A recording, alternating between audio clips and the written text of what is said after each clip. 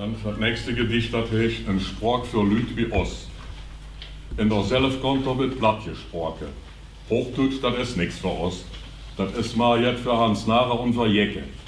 Platt ist ein Sprach für Lüt wie dich und mich. Ehrlich, rein und Gott. Allein, dass man nicht immer überlegen muss. Hör da uns, wie lebt das klingt. Du merkst doch selbst, wie Jod das geht.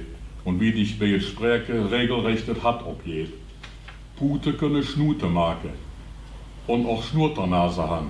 Sie können auf der Straße auch gute, denn meistens sind sie Bute. Du kannst wurtele und frusche, kannst Arehe, Stüte und auch Fusche.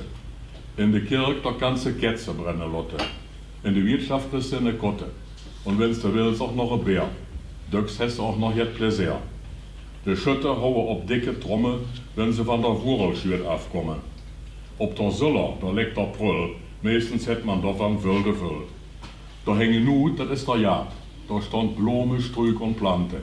Dux auch noch eine Reihe fahrt. So blieb der Jagd, auch wenn es jetzt ruhig ist, naht. In der Jagd, da dürfen immer jetzt die Krose. Da messt an den Finger allens Blase.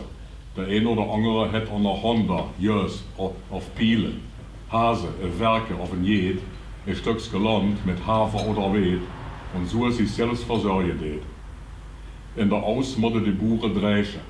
Dat verhand aus täglich Brot. Denn ohne Brot, da wäre wir in Not.